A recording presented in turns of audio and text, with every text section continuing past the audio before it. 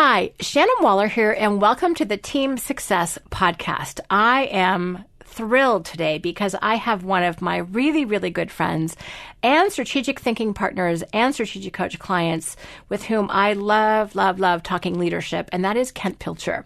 So I am very excited for you to hear Kent's perspective on his business, what their growth has been, which, by the way, is spectacular, and how he really approaches leadership and leadership development in the context of an entrepreneurial organization focused on construction. So anyway, I can't wait to share the story and the mindset, because in my evolution as someone who is passionate about entrepreneurial teamwork, as an entrepreneurial team strategist, I have learned so much from Kent. So Kent, I'm thrilled that you could join us today because I've learned a ton from you. We have great collaborations together, and I've really loved working with your team. And I just am excited to bring this to an even wider audience. So thank you so much for being here. You're welcome. Awesome.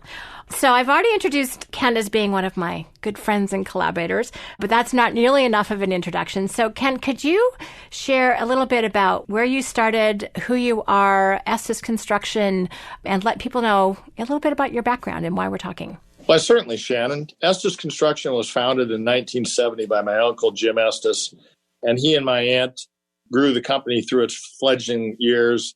I joined the company in the mid-'80s and took the company over in 2003. Since then, we've been on a pretty good growth track. My aunt and uncle were great at giving me tremendous business values and a good foundation. We've grown the company a lot. As of last week, we just completed our fourth acquisition. We have 4 different construction companies, including Estes, which is the largest, and we have an architectural firm.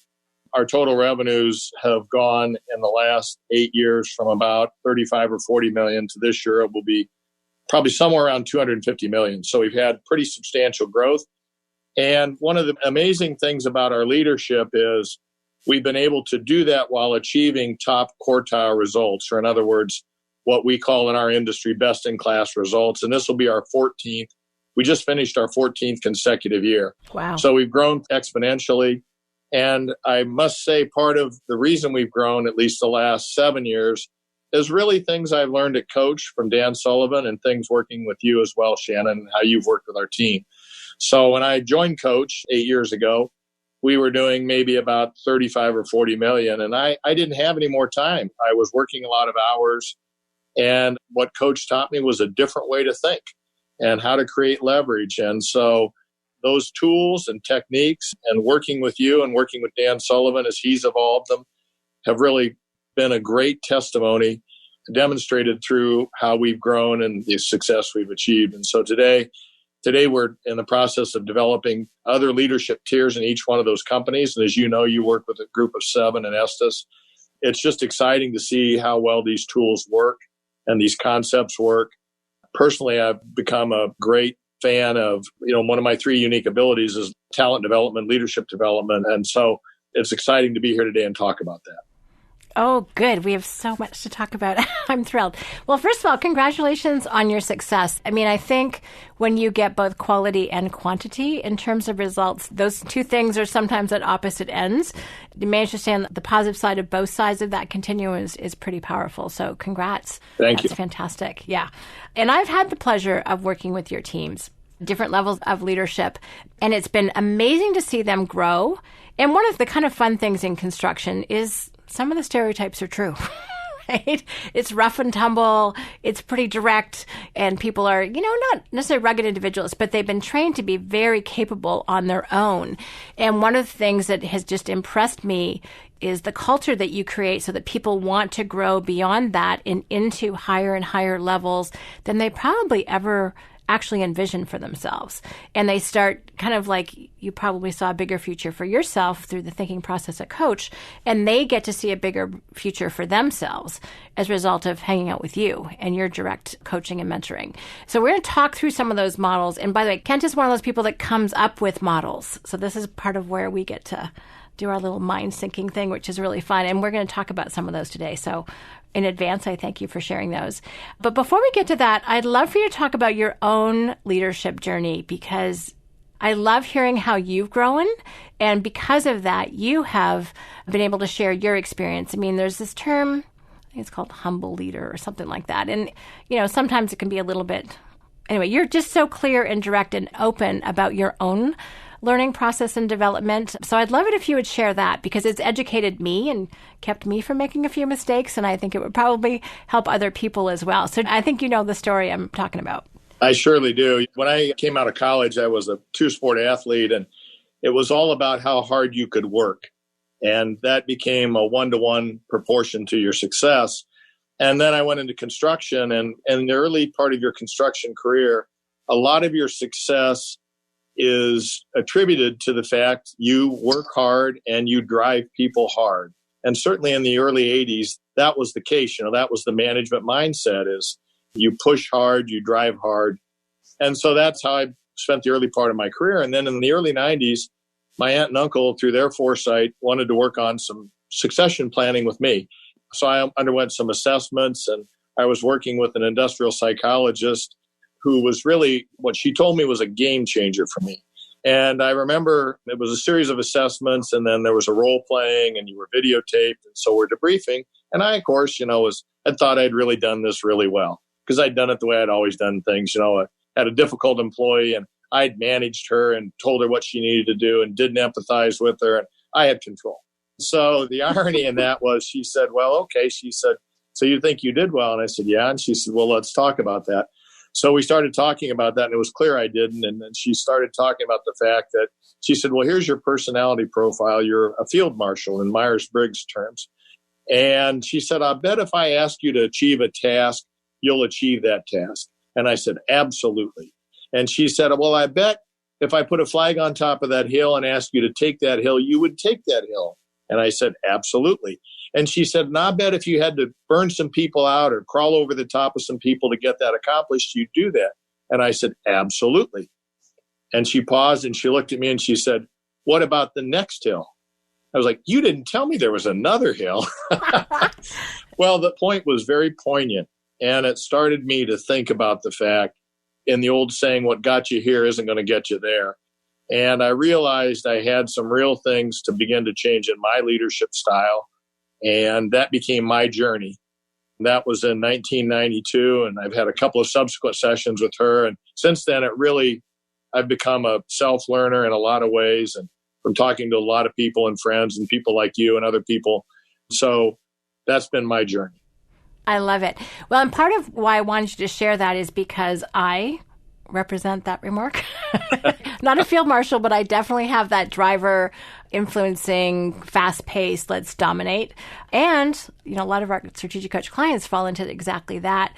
And knowing how to not just take the first hill, but the second, third, 100th, 150th with a team that can come along with you, not just bodies you're crawling over, as you put it. That was pretty eloquent. It is a mind shift. And if we're not careful, we actually could be raising people in our system to be just like us, other field marshals. And frankly, after a while, you just run out of warm bodies. So I think it's a pretty profound mind shift that you've talked about that a lot of people I know can relate to. So if this is you as you're listening, I hope your ears have perked up on this. I said that we would probably talk about profiles because I can't not. Because I know this is part of how you and I have worked together. But just for fun, what are some of the profiles that you find really useful or instrumental in helping your leadership team grow? I mean, we'll go into more of your process in just a moment, but it was useful in your own insight into yourself. And then I know you also believe in that for your team too. We now use, as you know, 3 key assessments for both individual self-awareness and team building. And the first is StrengthsFinder.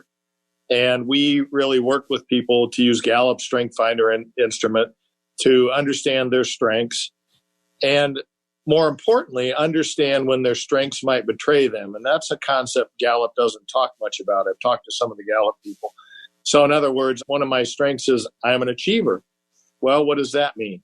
When can it betray me? If I'm not achieving, I'm probably not very happy. And that's when I tend to maybe not be at my best.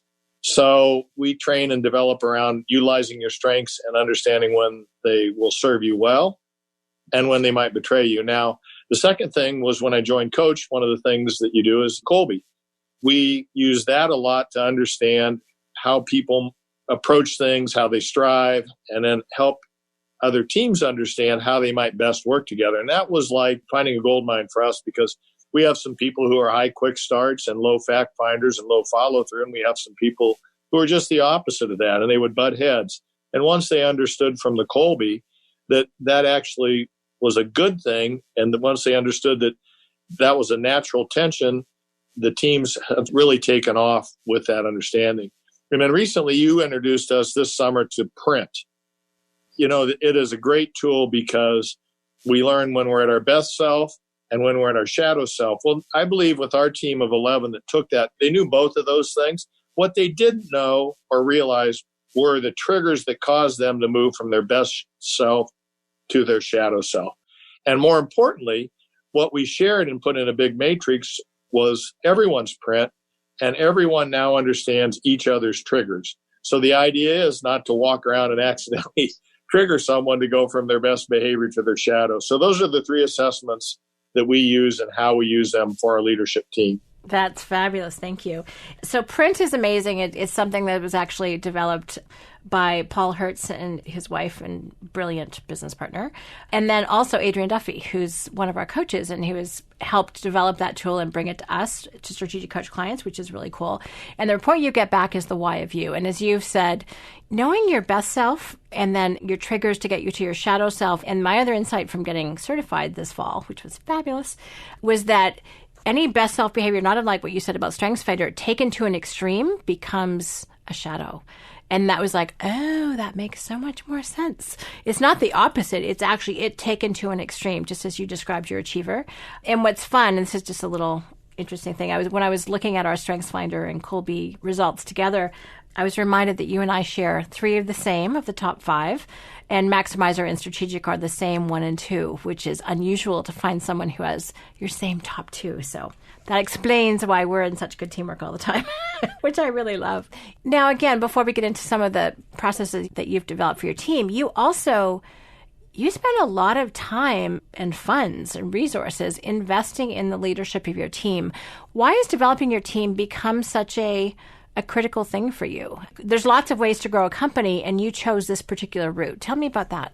It's, again, an evolution. As we started down the growth path, I realized first I had to do some things differently, whether it was my leadership style, as I narrated earlier, or whether it was some of the early sessions at Coach where you start to realize you can't just work more hours. It's not a one-to-one thing.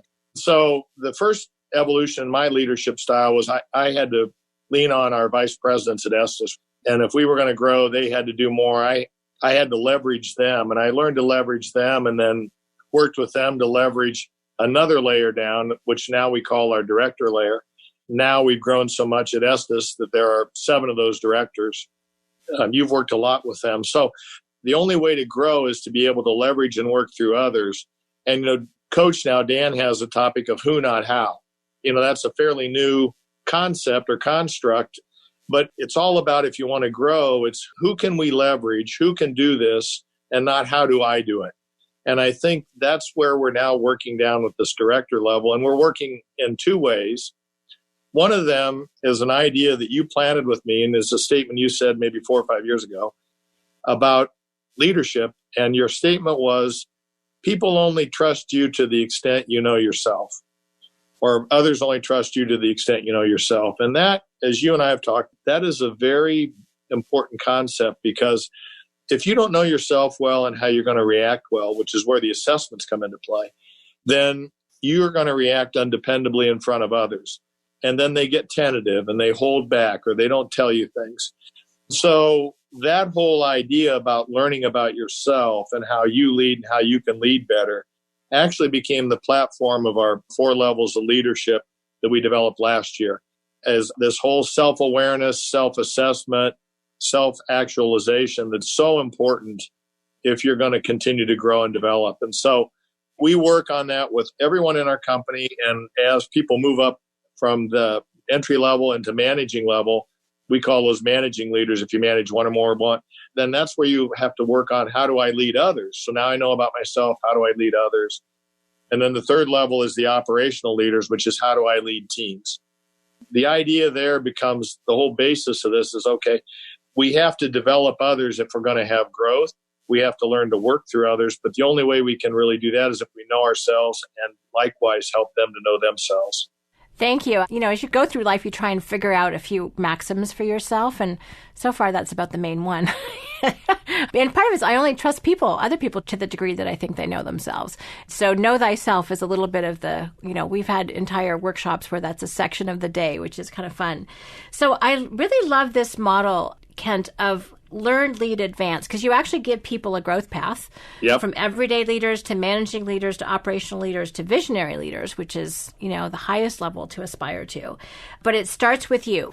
You can't just have the aspiration or the ambition to get to visionary unless you really own what you're up to. And the who, not how is so great because it helps you figure out who the right who is. It's going to start sounding like a Dr. Seuss book in a moment. But, you get to say, okay, well, I need someone who's really good at fact-finding and following through. Or I need someone who's really great at innovating, so I need a quick start. So those tools also give you the confidence to be able to make sure you're choosing the right who or engaging them or motivating them in a way that's engaging for them. I like how you talk about self, others, team, and company. So talk just a little bit more about the path of what people, like if someone comes into Estes or one of your other companies, you actually lay this out for them, I think, don't you? We really have two things we do. This is really our leadership development program. So in other words, if you're in any department, it doesn't matter. You go through this leadership footprint of first learning about yourself and being we call it an everyday leader. And then secondly, if you want to manage, we sort of pick out who the people are that can manage. And when you get promoted to managing leaders, you go through another pathway of training on how to manage others. We've developed this idea of the training around managing others, both twofold. How do I lead and inspire them? And how do I manage them? Leading someone and inspiring them is really around the relationship you have with them. So we teach them about building the relationship. But yet management is really around execution within systems. And sometimes what we have to remember, and we train this in them, or we introduce this concept to them, is you have to keep those in balance. You can't just execute at the expense of a relationship. That's the old field marshal model. You can't do that. So we work hard with them to understand that concept is you have to work with people, get to know them, have a relationship with them, and also manage them. And some days it's like a justice scale. You don't want to get tipped out of balance. And then the third level is when they move up and they're really managing divisions or departments, and that's the operational leaders. Those are the people that are going to take over our companies and work with them. And we work with them two ways. We work with them both what I call vertically and horizontally. Now, what do I mean by that is we work with them, and you've been a key part of a lot of this. We work with them on how they can learn to lead their departments and groups of people and teams of people. And yet, in this example with us, the 7 directors each have a department they have to run. And so they have numerous people in those departments. So that would be how they would do that. But as importantly, the 7 directors have to work together to run the company. So that's the horizontal piece compared to the vertical piece of their department. And they have to learn to work together as a team of peers. And as you know, that's not easy to do when you're a team of peers. And, the things that you've worked with us and them on about how do you manage conflict, and you don't all have to have consensus and, those kind of things, but yet you all have to, drive what's best for the company and know when to back away from things. And so that's a really important blend if you're going to have a high-performing company is those groups of people not only have to be able to work vertically, they have to work horizontally as a team. And that's where I'm pretty excited because ours have been so successful at that. And we've raised them into that mindset that they know that now. And then the last level of visionary leaders, which are the shareholders, the 4 shareholders of the companies. That's really who sets kind of the vision for where things go. Mm-hmm.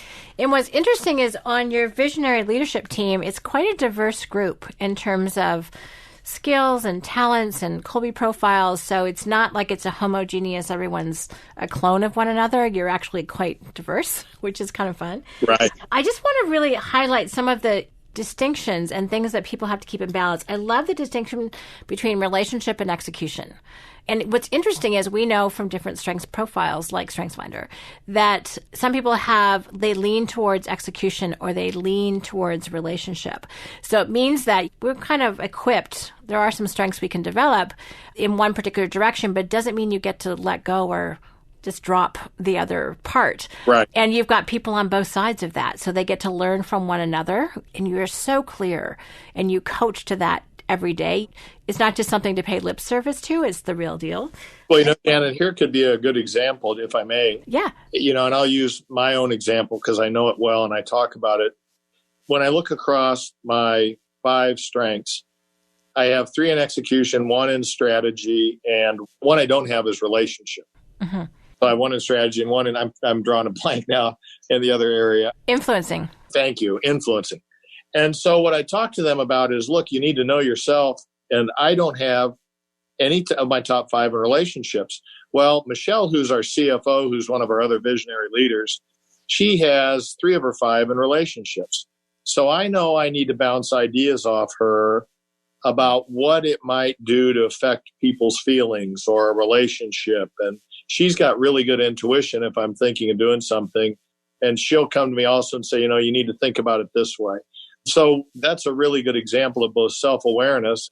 And I know I don't have that, that's not my top 5. It's not my first inclination, as well as the way we try to complement each other and also challenge each other knowing that.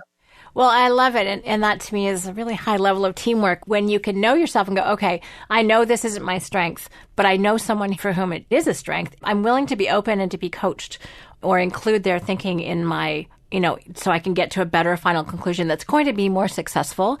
So it means that the end result that you're after is way more important than your ego, which is fun. We've been collaborating. One of the things I'm excited about, and so are you, is this book that a brilliant client introduced me to called No Ego by Cy Wakeman. And I'll be interviewing her pretty soon too, which I'm excited about. But the whole thing is like, how can we transcend that into what actually matters? What's the reality? How can we include everyone's best input to get that result we're after? And that's really the way to success, which gets me really excited.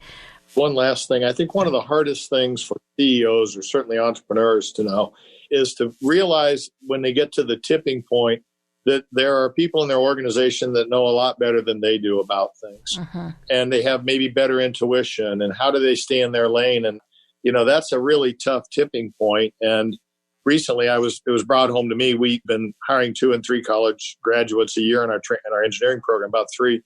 And I was asked by the group you work with, by our organizational leaders, do you want to interview some of those? And I said, no, I'm not a good interviewer. The 20-some people I hired here years ago as we grew, none of them work in the company today. So I said, I'm happy to come in and tell them what it's like to work here and kind of give them a welcome and a presentation. But I have no business interviewing. And that kind of caught them off guard that I made that point and said, no, I have no ability to do that or desire. And so I think that's the value of having a team of people around you, understanding what their strengths are, and then recognizing that and staying out of their lanes. I love it. It's always fun when you surprise people by going, no, I don't have any business doing that. It's actually quite refreshing for a leader to say that. The other thing that you talked about was the fact that your leaders need to work horizontally as well as vertically. And I think that's another pivot point for a lot of people in their thinking and in their growth as leaders is everyone really wants to get good at, and they take training for how to manage their team and how to do a really great job of that. And I think one of the things that gets forgotten sometimes is at that leadership level, you do have to be able to work really, really well with your peers and not just try and win something for your team, but how are you going to collaboratively work and know one another well, not trigger one another, collaborate for the best possible result. And that's something that is not sometimes the first thing that people think about when they think about becoming a manager. They're like, I just want to do a good job with my team, but now I have to do what? I have to work with who? I think your focus on that is quite insightful. One of the insights I read, there's a book by Phil Jackson called 11 Rings. And Phil Jackson, of course, was, the most successful basketball coach ever with the Bulls and the Lakers. And it's not a basketball book, it's a leadership book. And in there, he talks about his high functioning teams when they won all these championships and how they got to, what and I know to be level 5 functioning, which is the highest level you can function at as a team.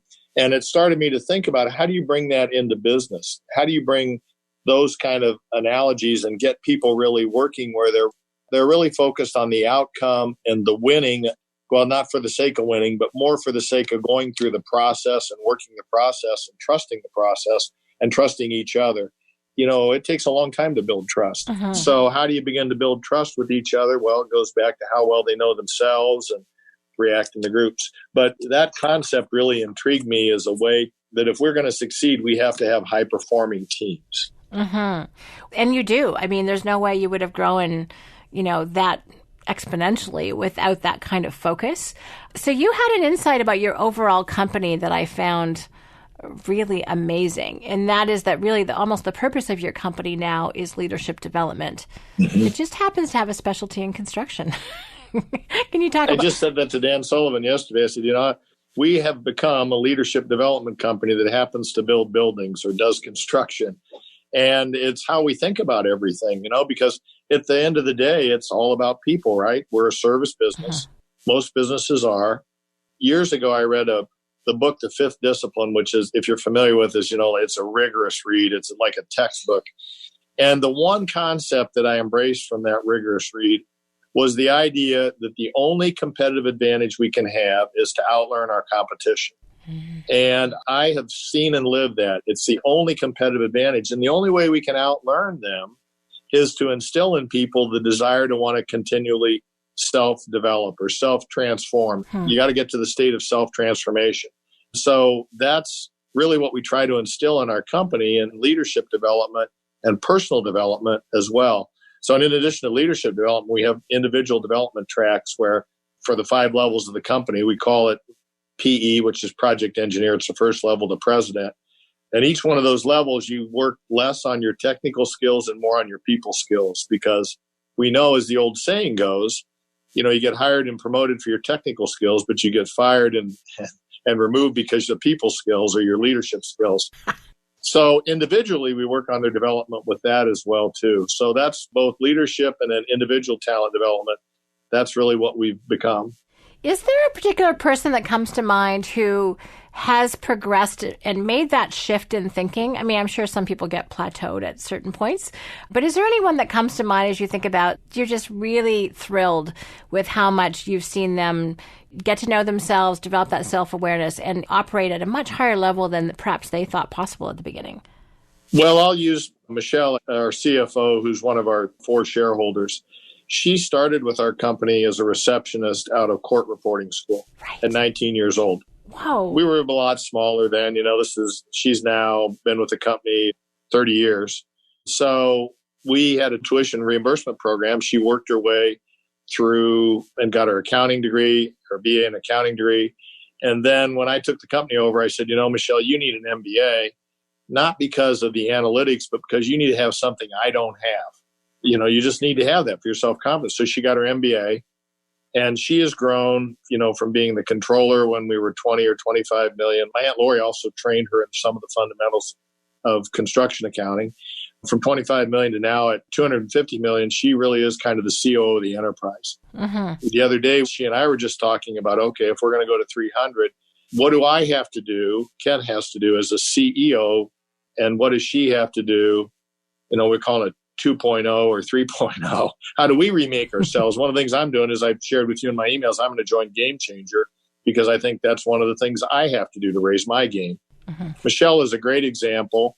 We have a lot of other people. I could give you 10 of those examples. I won't, but she's probably one of the best. And right now in our director level, we have 4 or 5 people out of those 7 that are just on fire and doing really good things. So it's fun to see that. Well, from receptionist to COO is pretty dramatic. And a company that's grown 8-fold in about 9 or 10 years.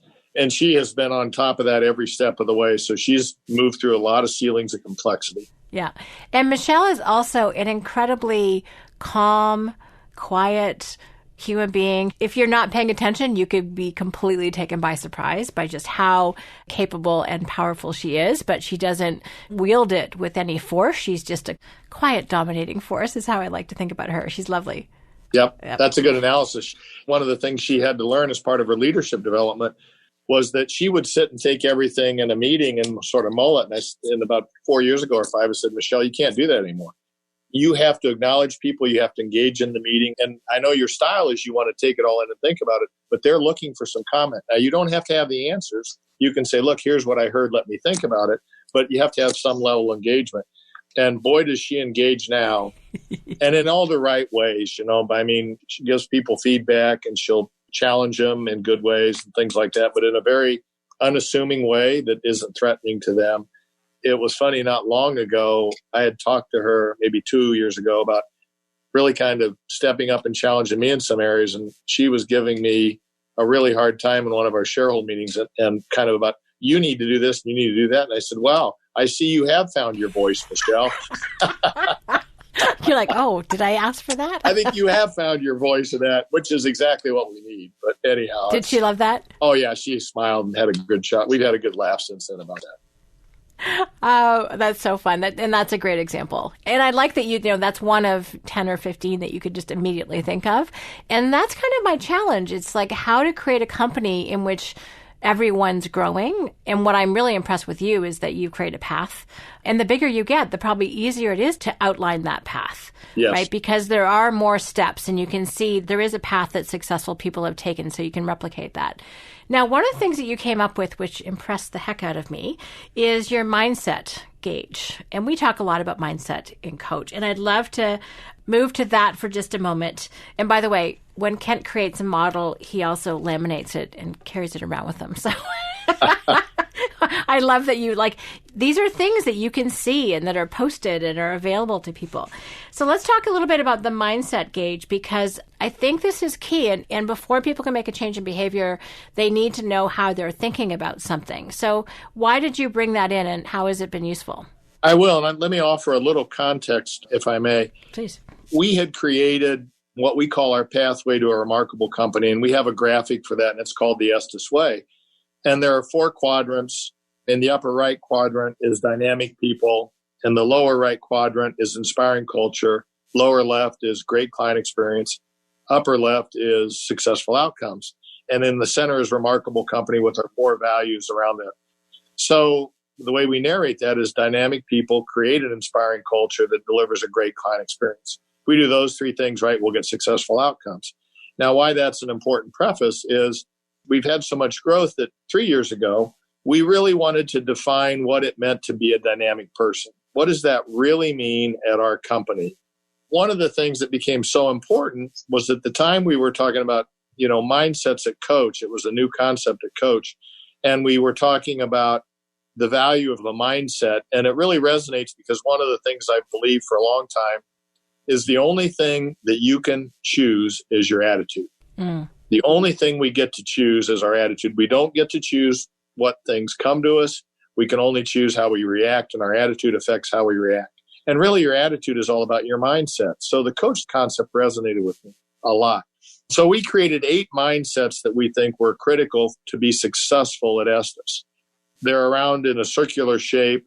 And then we had teams of people define what each mindset meant. And then we did some training. We did 9 hours of in-classroom training for 80 people in management about what each of those mindsets meant. So it was a big investment. And then on the flip side of that chart, as you know, there's a scorecard for you can measure your own mindset that we created. And you can walk around our office and you see those things posted a lot around in people's work areas. And we talk a lot about that when their mindset is impacting their performance, or when their mindset might impact their decision, or what the right mindset is. So that's how we've taken that, and it's how it fits within our context of what it means to be part of the Estes Way and a dynamic person. So let me ask you a question about this. I have inside intel here. So I have the gauge, the mindset scorecard in front of me. So one of yours is relationship, which is great. And then the contrast from negative to positive. Negative is I am unfriendly and don't trust others, which I love how direct that is. And then positive, I build relationships and trust with others. So I build relationships and trust. And the scale is 1 to 5. Now, question is, do people score themselves honestly, like on the lower end? Do you find that people do interact with this in a very authentic way, or do they try and go, oh, I'm sure they're going to want me to be a 4? What's your experience? I think the way I see them using that is kind of interesting. And it's more about an assessment of where they are at a moment in time. For example, let's say a client has just called me, and if I'm a project manager, a client has just called me and is upset that something isn't happening the way he thought he should happen. And in that moment, I might say, I don't care about the client. I just got to get through this thing. but then be able to look at that scorecard and realize, well, that's not really the right way where I should be. I should be moved more over there. I've heard stories of people using the scorecard more to kind of get a quick assessment of where they are and realize they're not where they need to be. So they don't look at it as necessarily a static thing. That's awesome. So they use it as a coaching tool, really, for themselves.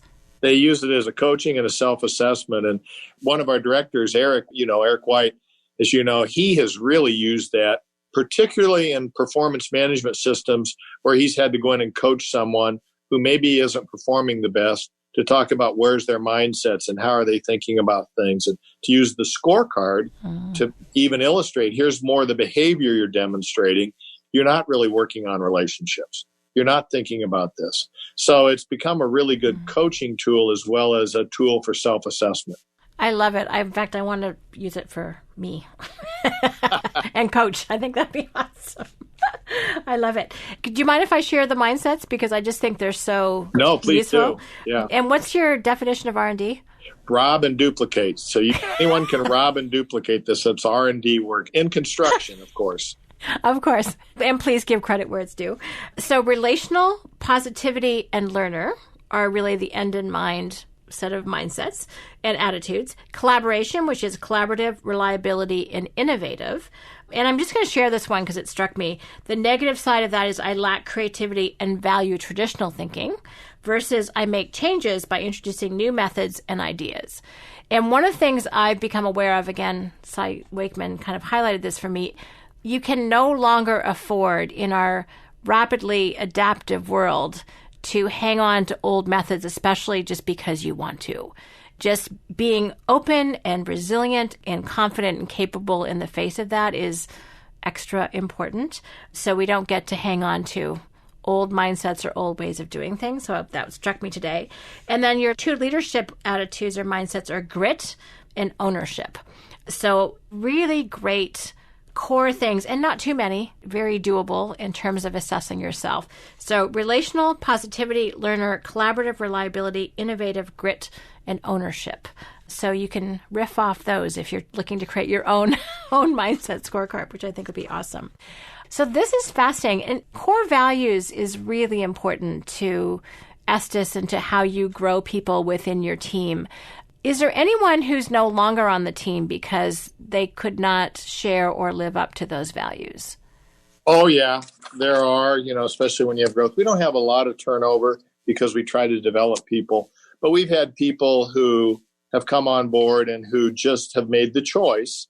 Our performance management system is around those 4 values, as you know, and we have 11 competencies. So everything is driven around in these 11 competencies of how you demonstrate those 4 values. And we've had people who have made a choice not to want to take corrective action. Or we've also had people who've said, we had one guy that had been with the company 10 years and he'd been a good performer, but the level of complexity had changed. And he said, maybe it's time for me to move on. And he went and got a different job. He's a good guy. He's done good work for our company, but he just, bless his heart, he realized that. And of course, we were trying to help him realize that, but it was his choice. He left here with dignity. And he's at a place now where he really likes it in the role he's in. So you have sort of 2 examples of those at each end. One of them is where someone makes a choice just not to change. Another one realizes the cheese has moved beyond them. Mm-hmm. They can't keep up anymore.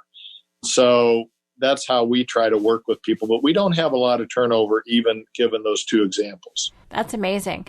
So the other question I'd like to ask, because I think we can learn from other people's successes, but I think it's just as easy to learn from the challenges. So you guys have some big goals sometimes, and sometimes the team has been like, oh my gosh, how are we going to pull that off? And you've given some great coaching to them as to how to think about taking that on. Can you share that? Because I know that people can get trapped in thinking that they're not up to the task, and you had a different perspective for them. Without using too many numbers, here's a good example. The last 2 years, we've been working on this team of 7 directors to drive Estes. Last year meaning 17, I introduced them to the whole company and its performance. And they'd really seen some things at about midway through the year. And then the year we just finished in 18, we said we're going to start early. And so I also cautioned them that I said, we use a forecast for how we're going to finish the year. We treat ourselves like a public company. We plan our revenue, we forecast it. It's one of the ways we drive outcomes. So we started on the forecast, and if you looked at the first quarter, the company was in the red, and we were a long ways away from achieving the goal that we wanted to have for the end of the year. And I warned them about that. I said, look, you got to believe in yourselves. I've done this enough now at enough levels. You just keep working the process. So we got to the middle of the year, June, and we were all of a sudden, just in 3 months, about halfway there.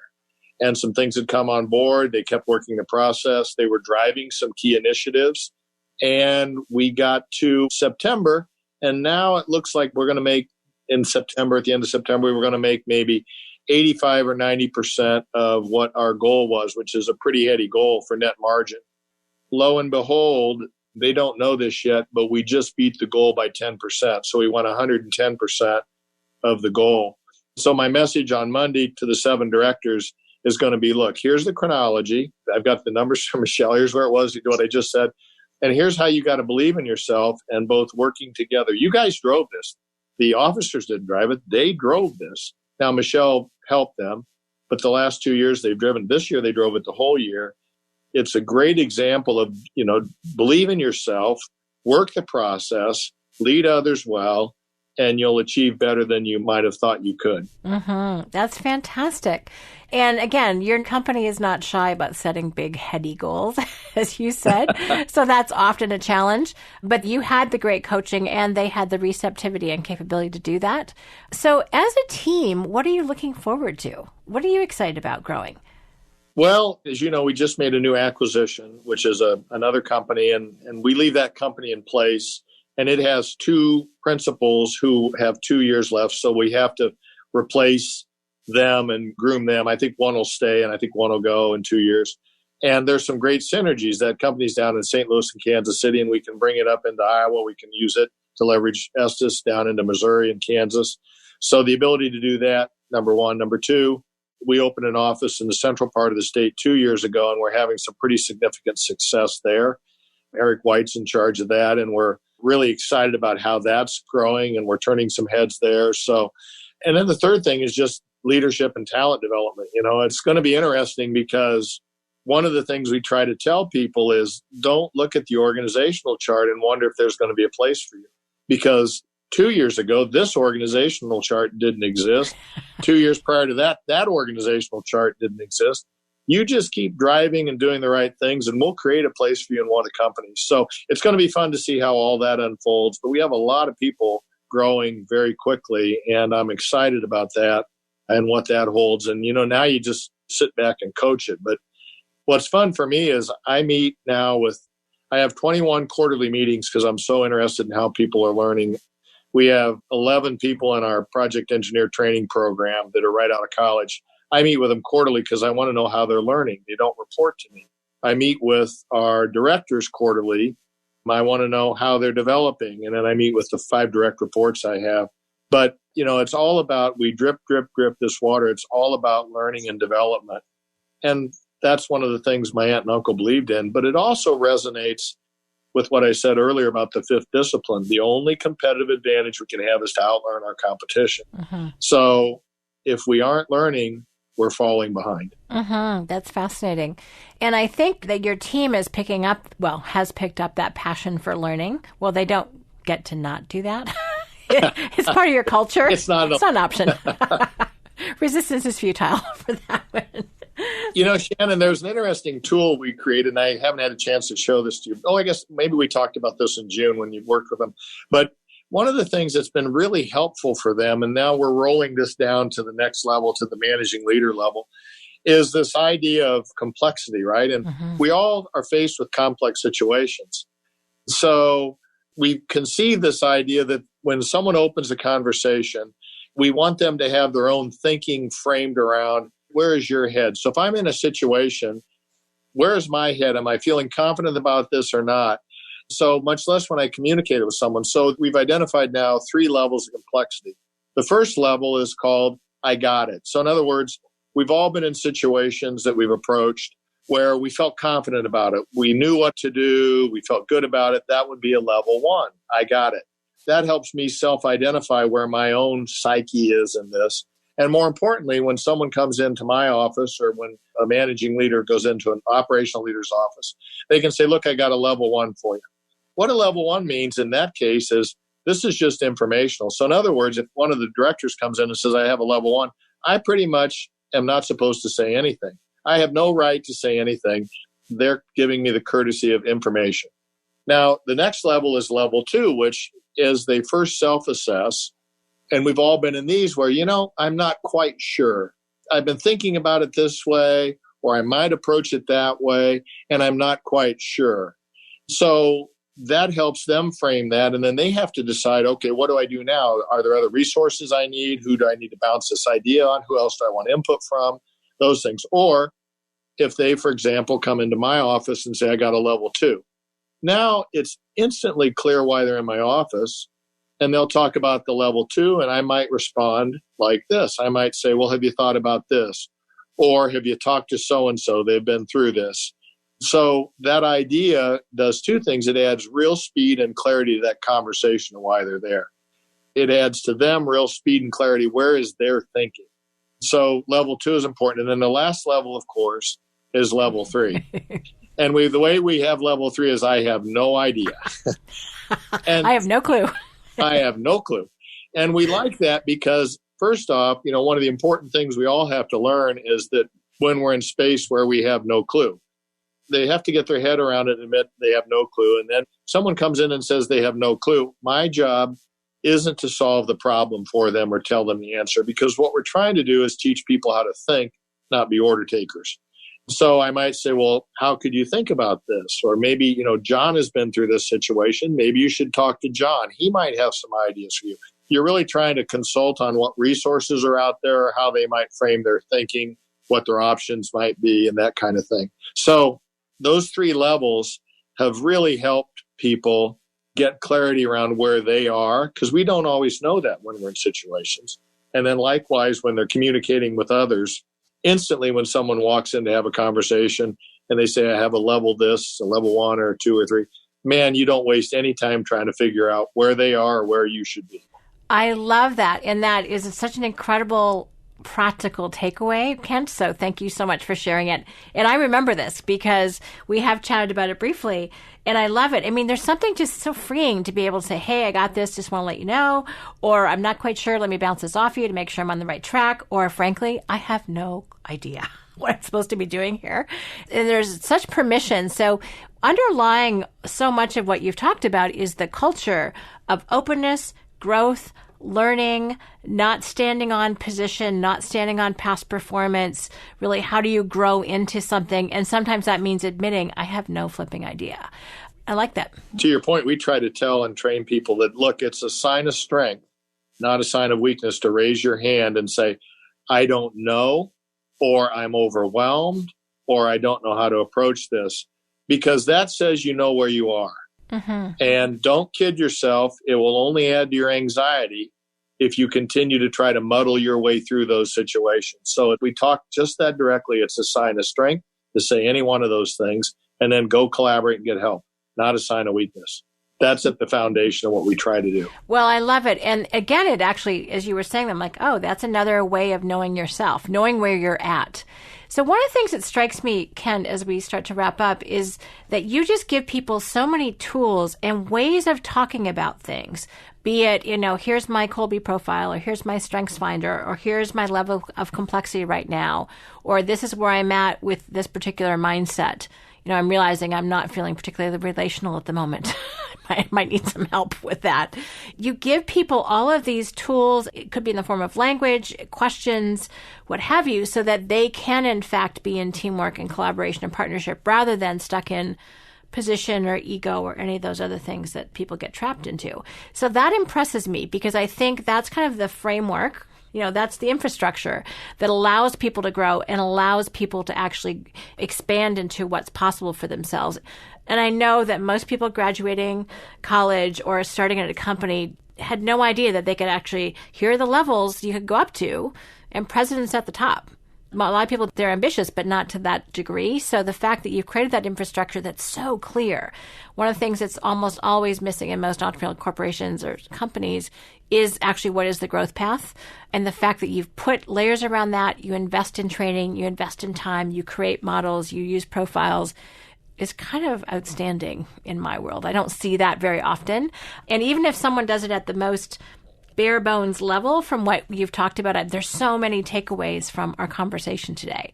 So last thing, any piece of advice if someone has been that kind of rugged individual field marshal and they're looking to kind of develop themselves, develop their teams, create more of a leadership development capability within their organization, what are some initial first steps that you would recommend for people? Well, that's a great question. And if there's a metaphor, crawl, walk, run that we use a lot, and we're really running at this stage. So first off, don't be intimidated that you have to try to create all these things out at once. So I think the first question is, how do you start to crawl? How do you start to both change yourself or your leadership? How do you begin to leverage others, get them to buy in? Coach has been a great place for me. You've been a great person to work with our teams. So my analogy there is find some other resources. First off, set your mindset that you want to do this and commit to it, because it's all about mindset. I had to change my mindset.